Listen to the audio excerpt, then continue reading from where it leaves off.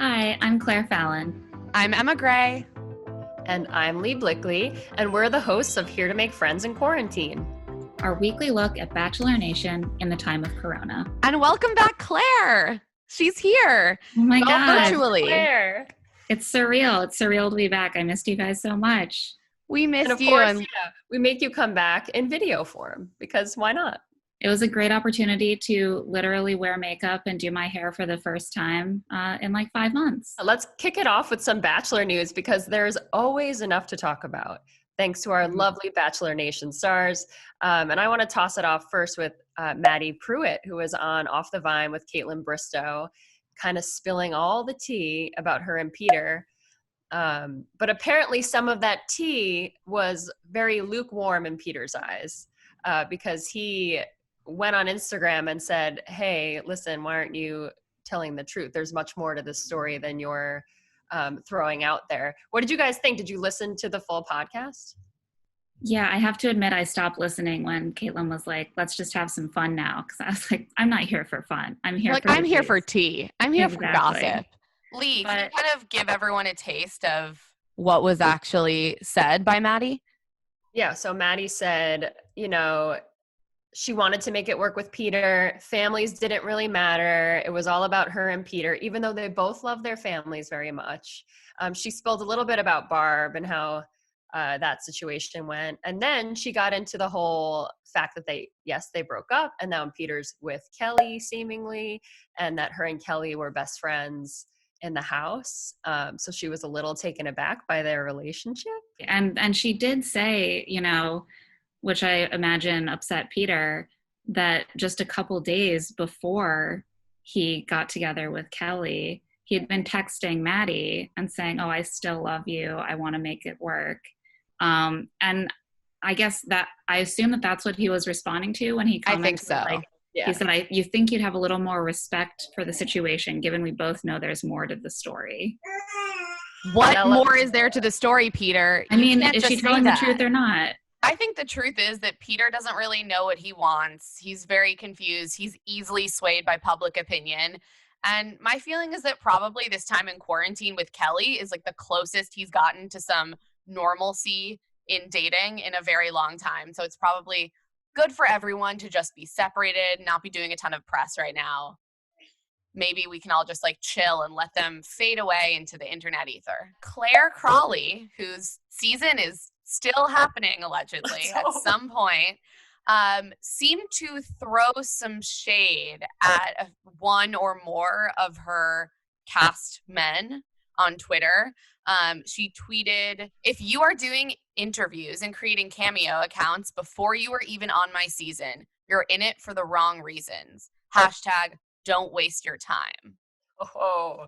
And fans surmise that this might be about Matt James, who is Tyler Cameron's best friend. I guess he's on Cameo. He was part of that Florida quarantine crew on TikTok. And he's, I guess, been giving interviews. He does run an organization, the ABC Food Tours. So I believe that's what most of the media has been focused on, but I don't even know what to make of this. I kind of love that Claire is a savage, but also like there are worse things than like Matt James already had a bit of a platform because he's Tyler's friend. So I don't know how much like his being cast on the season changed that. It doesn't really feel like he's doing anything out of the norm that he hadn't been doing pretty much all year. I think the fact that he is like a part of the cast, maybe she sees it now as like, he's kind of leading up to the season with all of these new followers. But everybody's loved Matt James for this whole year. So they're behind him and they're rooting for him. I don't know. How do you feel, Claire? If anything, it just seems weird that they cast him to me, like to cast someone who already has such a big presence in Bachelor Nation by virtue of his best friend being the darling of Bachelor Nation. It's a kind of a risky move because they bring in some of his clout to the season. People might want to see him on screen, but also it does seem a little phony. Like, it seems like he wasn't cast out of a genuine compatibility with Claire. It seems more like he was cast because he's semi-famous. And that always leaves kind of a weird taste, even when it's something like Jordan Rogers, and God bless Jordan Rogers, things really worked out. But it can come off a little weird at the beginning. And because the season is delayed, we're getting so much time for that to all brew and bring up reactions. That wouldn't have really had a chance to happen in the past. So speaking of Matt James and his sexy best friend, Tyler was also in the news this week. He told the world that he and Hannah, they're quarantined together, was not a dating situation yet. So although they've been spending a lot of time together, posting TikToks together, flirting like outrageously in these TikToks. Spin the bottle, old Hannah Brown. All right. Here goes nothing. He's like, we're not dating yet. So really leaving the door open. What do you guys think? I think this is similar to Peter and Kelly. Like, they're not trying to, these people have all been in publicly committed relationships in the public eye before. They're not trying to jump into that only to have to be accountable to an audience that's like, where's your posted photo? Are you still dating? Are you still dating? It's much better for them to be like, maybe, maybe not, maybe someday. And then they can just dangle the carrot and leave all their options open. And if they don't end up together, then like, no one's going to yell at them. We got to talk about Listen to Your Heart. Week 3. There are only 6 episodes, so we're halfway through, which is kind of wild. What did you guys think? Well, it turned into a reality singing competition series. Finally. I mean, we've been waiting. We knew it was coming. I got whiplash from that turn. I was like, I just really don't understand how I'm supposed to see it as the same arc, and that they've gone from trying to find a partner romantically to suddenly trying to be the best singers. Like, it's just like, I can't keep up. It also doesn't quite work.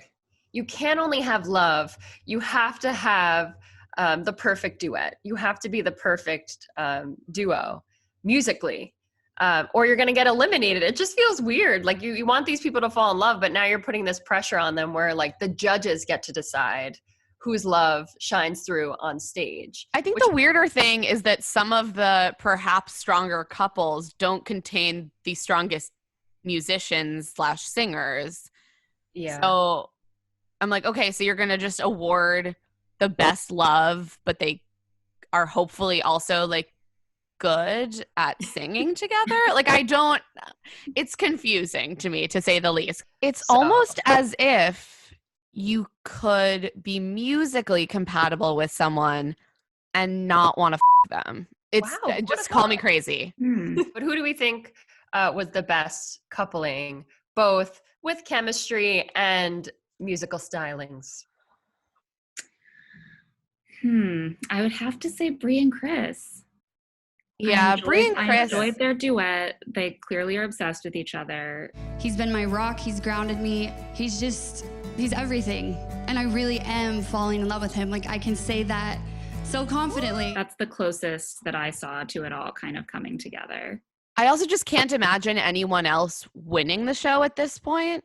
Because if you have to have both of those things, like, yeah, their performance was really beautiful, and yes, they're obsessed with each other. If I was going to choose my, like, who I liked watching perform the most, it was Matt and Rudy.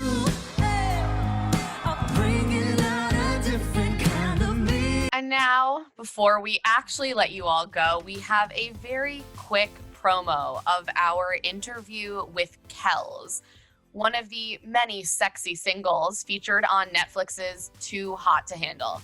We had a chat with him, and you can watch the full interview on HuffPost, but we'll give you a little taste here. What was your favorite part watching it back? I'd say it's the hot tub scene. Do you know what? Let me tell you why. You'd naturally think it's because obviously I'm like, half naked with Fran in the hot tub. But it was not. It was actually the bit before it, which is like, I don't really get nervous when I go to dates, right? Very composed. I think because for the first time it was something that's going to be, I'm naturally very good at this thing myself all the time, right? But the fact that it was going to get televised and me be on TV, and that's completely different ball game, right? And for the first time, my heart was beating really, really fast. Like adrenaline was kicking in and stuff like that. And you know that feeling of butterflies in your stomach? I was like, I felt nice. You know, it feels nice to feel alive again. You know what I'm saying? Because I haven't been in that for a long while. So to do that and then go there and then it was just nice. It felt like going on a date for the first time that you've never been on before, which for all of us is something you want to kind of relive in a little bit. Do you know what I mean? Yeah. And that's what I enjoyed. I think that's what made the whole jacuzzi experience really nice. That is such a sweet answer. I love that. Oh, I love all your answers. Yeah. Ladies, Aw. he's single. Thank you all for tuning in. We hope you join us next Wednesday for a new episode of Here to Make Friends in Quarantine. Stay safe and healthy out there.